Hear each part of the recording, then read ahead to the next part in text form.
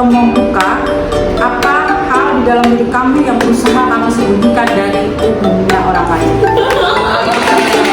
Orang yang nomor satu sekira dia membayangkan bahwa tong sampahnya kosong, tidak ada tumpah.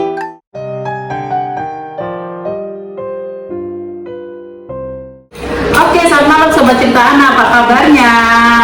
Pasti udah kangen banget kan untuk nonton video selanjutnya. Nah, saat ini saya ditemani oleh dua teman bidan saya yang cantik-cantik dan manis-manis ini. Kenalin diri namanya. Ayo, kenalin diri. Itu udah. Halo, sahabat Ana. Ya, namanya siapa, Mbak? Nama aku Ira Utami. Tapi kalau berdokter biasa panggil aku Ira. Kamu ada nama Ira? Ira. Ira ini gugupin kamera, padahal Ira ini paling lucu kalau dipraktek. Ini sebelah saya yang baju warna biru yang manis ini namanya siapa? Hai, cerita Ana. Kenalkan, nama saya Dian. Nama Dian. Dian juga. Mbak Ira kerjanya di mana? Mbak Ira di Mbak Ira. Ya udah, ada Ira. Kerjanya di mana? Di Dede sih. Dede. Aku kalau pagi di puskesmas Pamuda. Sore sama dokter. Kalau Dian di mana dia? Kalau saya kerjanya di Rumah Sakit Muhammadiyah, sampingan di Ya, kadang-kadang ke Bu Dokter juga. Udah berapa tahun Ira di Pamuda? 1 tahun lebih. Kalau Dian? Di Muhammadiyah 2010 dok. Masih 11 tahun. Yang tahun itu jadi bidan. Tahun 11. 11 tahun jadi bidan. Oh, senior cium tangan. Sabar. Nah, sekarang ini karena kita udah membahas soal pasien dari tadi, banyak pasien yang mesti kita pikirkan. Sekarang kita mau main tentang games. Tapi gamesnya ada ilmunya dari buku Popologi. Udah pernah baca belum nih kalian? Kalian ini memang tidak pernah belajar. Jadi Popologi ini adalah suatu games untuk mengetahui kepribadian seseorang dan potensi seseorang. Nanti games yang dibuat oleh Profesor Saito ini yang berasal dari Jepang itu akan menggambarkan kepribadian kalian dan kalian menjawab dari situasi yang diambil, apa pilihan yang kalian ambil dari situasi itu. Jawab cepat. Enggak, difikirkan. Oke? Ada 2 soal yang saya ambil karena menurut saya ini yang simpel ceritanya dan menarik, dan netizennya ikutan ya. Tolong seperti biasa siapin kertas dan pulpen atau spidol, ikutan nih karena ada manfaatnya untuk tahu seperti apa diri kita.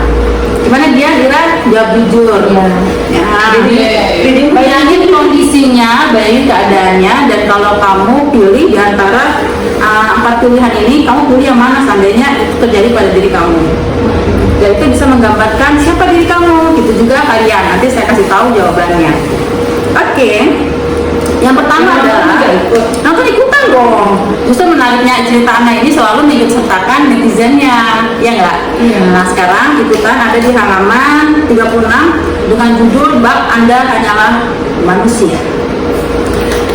Dengan ini ceritanya, kata-katanya aku baca ya detail supaya nanti kalian bisa bayangin kondisinya. Aku nggak percaya mengapa aku dapat melakukan sesuatu yang bodoh seperti itu. Kita semua memiliki terlalu banyak kesempatan untuk mengatakannya. Ada roti yang gosong, noda kopi di atas kerja, ketiduran meski sudah memasang alarm, tersandung, adalah sifat alamiah manusia untuk sekali berbuat kesalahan. Tidak seorang pun yang sempurna. Setiap orang membuktikan teori itu setiap hari. Ingatlah ini jika lain kali Anda tergoda untuk menertawakan kesalahan ceroboh orang lain. Ingat, semua manusia tidak sempurna. Lagi pula, Anda nggak tahu kapan giliran memakai kaos kaki yang berbeda di tempat kerja. Nah, sekarang bayangkan kamu berada dan berjalan di jalan. Bayangkan ya, bisa juga kalau kalian orang yang sulit membayangkan dan susah berkonsentrasi, mungkin tutup matanya sambil dengerin cerita saya.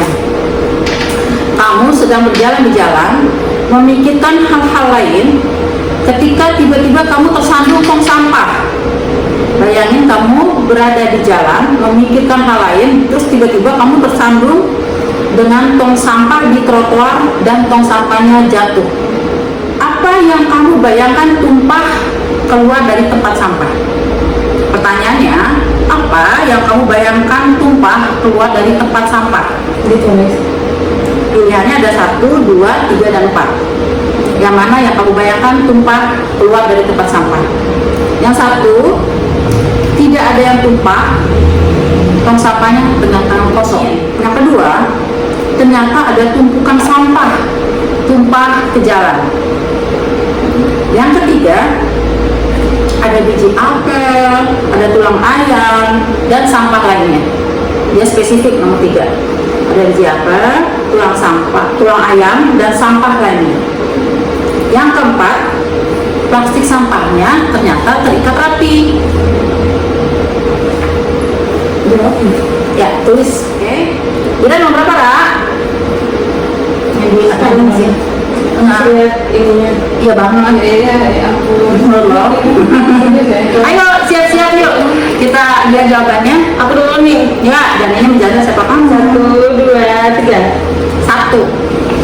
Jadi Ira ngebayangin nggak ada yang tumpah dan tong sampahnya kosong.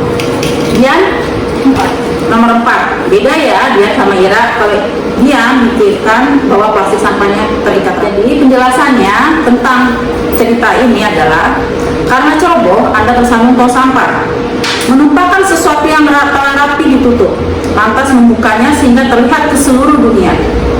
Pandangan Anda terhadap isi tong sampah itu menyingkapkan atau membuka apa hal di dalam diri kamu yang berusaha kamu sembunyikan dari umumnya orang lain. Orang yang bilang satu seperti Ira, dia membayangkan bahwa tong sampahnya kosong, tidak ada tumpah. Orang yang memberikan jawaban ini cenderung hidup tanpa menarik perhatian. Dia nggak suka menarik perhatian orang lain dan nggak suka berpura-pura. Bagus kok. Makanya nggak mau masuk YouTube. Ya, makanya susah. Iya. Kan videonya. Ya, tenang. Apa? Dia mencoba-coba. Orang yang punya jawaban ini cenderung hidup tanpa menarik perhatian atau berpura-pura. Apa yang Anda lihat, jadi teman-teman yang nomor 1, apa yang kamu lihat, maksudnya dilihat oleh orang lain, itulah yang tampak didapatkan. Jadi orang yang lihat Ira, orang yang lihat orang yang nomor 1 ini jawabannya, ya itu apa adanya.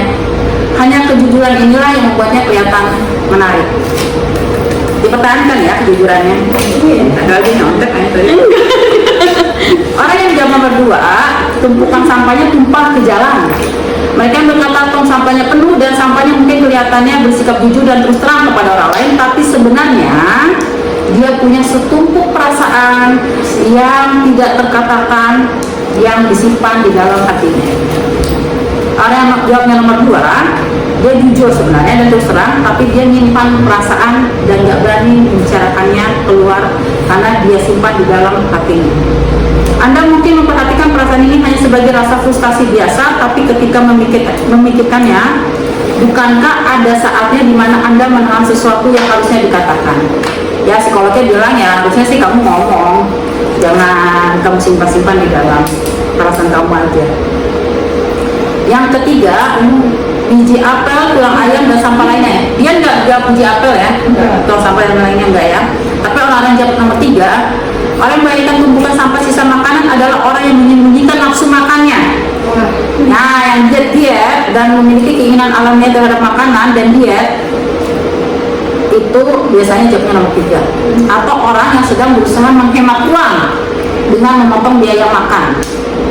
Apapun masalahnya, sebenarnya ini menekan di kamu. Jadi kamu mungkin lagi tertekan karena itu kamu jawab nomor 3. Nggak perlu, sarannya nggak perlu terlalu ekstrim melakukannya karena mungkin akan membawa kebaikan untuk kamu untuk memakai makanan atau uang itu untuk diri kamu sendiri. Yang nomor 4 itu jawabannya Dian. Jadi orang-orang yang menjawab bahwa sampahnya adalah sampah plastik yang terikat rapi ya. Di bayang kamu yang tumpah sampahnya nggak keluar karena ikatan sampah plastiknya rapi. Orang yang melihat plastik sampah yang terikat rapi memiliki rasa kontrol atau penguasaan diri yang kuat.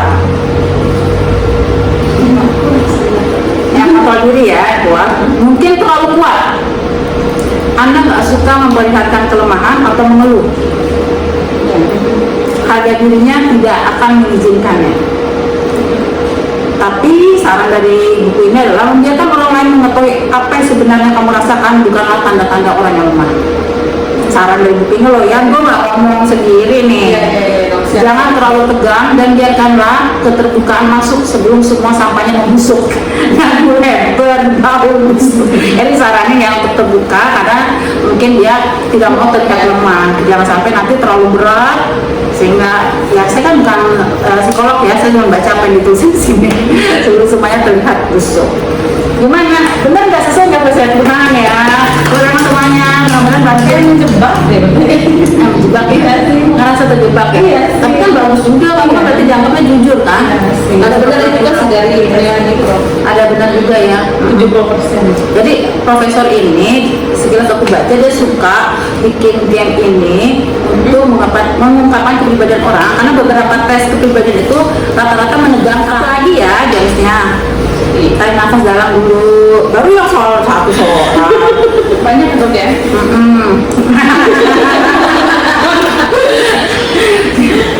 Sekarang yang kedua tentang judulnya bab misteri terbesar. Seperti biasa saya baca ceritanya dulu dan ada pilihannya dari pertanyaan terakhir dari cerita ini. Tak seorang pun suka membicarakan hal ini, tapi sekarang luangkan waktu sejenak untuk memikirkan apa yang akan terjadi pada kita setelah mati. Tapi ya, teman-teman siapin pulpen, kertas, dan fokus dengan ceritanya. Apakah jiwa akan pindah ke dunia lain? Apakah kematian adalah hal yang mutlak dan akhir dari diri kita? Apakah Anda percaya surga dan neraka? Apakah jiwa dilahirkan kembali dalam tubuh yang baru di bumi? Orang-orang telah menanyakan pertanyaan yang sama selama ribuan tahun. Akhirnya harus mengakui bahwa kita tidak tahu jawabannya. Dalam hidup ini, kematian tetap menjadi misteri terbesar dari segalanya. Pertanyaannya, dalam skenario ini, bayangkan kalau teman-teman nggak bisa konsentrasi tutup matanya, bayangkan jiwa manusia tetap hidup setelah mati. Ya pasti ya, di kepercayaan kita semua jiwa manusia tetap hidup setelah mati. Pertanyaannya adalah bentuk apa yang kamu bayangkan terhadap jiwa setelah terlepas dari tubuh? Yang pertama, jiwa tersebut ukuran dan bentuknya sama seperti ketika tubuh masih hidup. Orang-orang yang jawab pertama, dia memikirkan bahwa jiwa tersebut ukuran dan bentuknya sama. Ukuran dan bentuknya sama seperti ketika tubuhnya masih hidup. Yang kedua, jiwa tersebut tetap memakai bentuk manusia, tetap memakai bentuknya manusia, tapi ukurannya membesar. Yang ketiga, jiwa tersebut sangat kecil dan memakai bentuk manusia seperti peri. Yang keempat, jiwa tersebut seperti bola api atau awan tanpa bentuk yang nyata. Menarik sih menurut saya ini. Nah, kira nomor apa? Nomor berapa? Nomor satu lagi ya. Dia orang yang memikirkan imajinasinya kalau orang meninggal, jiwa ukuran dan bentuknya sama seperti ketika tubuhnya masih hidup. Kayak nomor satu juga ya. Nomor satu. Rata-rata orang pasti banyak kayak gitu kali ya. Oke. Penjelasan dari soal ini, gambaran jiwa adalah cerminan langsung dari gambaran diri kamu sendiri atau diri Anda. Jiwa yang dibayangkan menunjukkan bagaimana perasaan kamu terhadap diri kamu sendiri. Jadi orang yang memiliki nomor satu jawabannya, yang ukuran dan bentuknya sama seperti ketika tubuhnya masih hidup, kamu memiliki salah satu hal paling berharga di dunia, yaitu punya harga diri. Bagus ya. Anda menerima diri kamu sendiri, kamu menerima diri kamu sendiri, kesalahan dan semuanya, dan kamu mencintai diri kamu sendiri apa adanya. Kamu memiliki sikap yang sama saat menjalani hidup dan terus menemukan berapa besar diri kamu untuk layak dicintai. Nah, pertahankan. Nah, teman-teman yang milih nomor 2 bukan berarti nggak bagus. Nih, kita baca juga, saya juga baru baca kok. Orang-orang yang milih nomor 2 yang memakai bentuk manusia tapi ukurannya besar, ini ada yang harus dibantu karena kamu merasa tidak puas dengan diri kamu sendiri. Kamu merasa ada banyak hal yang belum kamu capai, membuat kamu melihat diri kamu sesungguhnya masih ada kekurangan. Tapi ketidakpuasan itu bisa menjadi sumber inspirasi. Maka nonton cerita anak jika kamu belajar mengendalikannya. Kalau enggak, kamu akan selalu terbayang bahwa kamu merasa kamu tidak lengkap. Nah, jadi pertanyaan tuh yang kamu yang punya harga diri, udah tahu bagaimana mencintai diri kita sendiri. Yang punya nomor 1 pertahankan. Yang nomor 2, ayo kita belajar lagi dan cari inspirasi supaya kita merasa diri kita layak dan lengkap. Nomor 3, yang membayangkan dirinya atau jiwanya itu kecil. Kalau orang yang sudah meninggal itu dan seperti peri, walaupun semua sifat baik kamu, Anda belum menemukan apa yang ada dalam diri sendiri yang membuat hebat. Jadi orang-orang ini perasaannya itu belum menemukan apa kelebihannya. Itu bukan perasaan yang tidak puas ataupun keraguan, tapi cenderung bertanya, apa sih yang salah dengan diri saya? Nah, yang jawab nomor 3 itu masih bertanya, apa yang kurang dari gue ya? Apa yang kurang dari saya? Nggak pede. Mungkin karena belum punya banyak pengalaman. Anda nampaknya tidak pernah menemukan jawaban, atau mungkin kurang bersyukur ya. Bisa jadi belum belajar bersyukur. Nah, salah dengan diri kamu adalah kamu nggak ngerti kalau kamu sebenarnya hanyalah seorang manusia. Nah, sama seperti kita semua, manusia itu nggak ada yang sempurna. Jadi nomor 3, mungkin kalau saya belajar dari sini ya belajarlah bersyukur dan menerima diri kita apa adanya. Jangan terus nanya apa salah dengan diri kita. Nah, semua orang punya kelebihan kekurangan kan. Nah, teman-teman yang jawab nomor 4 itu jiwanya seperti bola api atau gumpalan awan pada orang yang sudah meninggal tanpa bentuknya jelas. Anda tidak sedih dengan kelemahan atau bangga dengan kekuatan Anda. Orangnya nggak sedih dengan kelemahan dan nggak cepat sombong atau bangga dengan kekuatannya. Nggak terganggu jika dibandingkan dengan orang lain. Bagus juga nih. Bahkan Anda tidak tertarik dengan masalah diri sama sekali. Itu bisa jadi ada 2. Kamu bijak atau kamu pikirannya dangkal. Kamu lihat dulu nih, kamu yang mana. Nah, jadi penting juga untuk mengenali diri kamu dan kelebihan kamu. Menurut Kira, ya tepuk tangan terus ya. Kan rasa senang. Karena jawabannya bagus. Udah jawaban mimpi kita sudah bagus kan, itu kan sesuai yang kita. Nah, ini saya kasih tahu. Belum diberi Karena saya nggak suka. Jadi mereka bahkan nggak tahu apa itu kokologi coba. Iya, nggak tahu baru hari ini. Ya, hari ini tolong ya. Kayak prank gitu kita. Nggak ada ya, tolong ya. Ini belajar, tidak bercanda. Nanti Profesor Saito ini marah nanti kalau dibilang prank. Ya, Isamu Saito adalah seorang profesor terkemuka di Universitas Waseda di Jepang. Pengarang beberapa buku terlaris di bidang psikologi dan hubungan dan pecinta dari game psikologi ini. Dan recommended untuk dibaca. Apa yang menarik menurut Ira nih dari mengikuti tes kepribadian ini? Belum pernah kan nyobain dong? Menarik, ternyata ada sesuatu dalam diri Ira yang terbuka lewat games baru berdua soal kan? Iya, bisa tersampaikan bahwa kepribadiannya itu disampaikan di buku ini 70%. Yang soal pertama tadi yang Ira jawabannya dapatnya apa tuh? Yang itu tentang kehidupan kan, yang kayak kita terus tetap jujur dalam kehidupan, tetap jadi diri sendiri gitu, dan disiplin.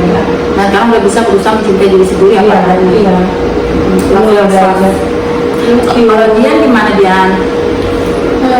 Ada benernya sih dok, kalau pada itu tipenya tidak mau menceritakan kelemahan. Datang keluarga juga nggak pernah. Palingan kalau ada apa-apa pasti benar sendiri. Ada apa dengan sendiri. Jadi kalau menurut saya bener banget ya, bener banget. Dan nanti kita coba-coba lagi games ini. Tapi yang jelas buat saya ini nunjukin bahwa kalau saya sih pribadi selalu bilang bahwa wanita inspirasi itu selalu dikelilingi oleh orang-orang lingkungan yang hebat. Dan saya juga dikelilingi oleh 2 bidang saya ternyata. Dan kita dikelilingi oleh dokter yang hebat. Semoga teman-teman juga bisa mendapatkan support system atau teman-teman yang baik ya. Nah, sampai ketemu di cerita berikutnya karena ada kuis yang lebih menarik lagi dan lebih lucu lagi, tapi bermanfaat secara ilmu pengetahuan. See you. Bye.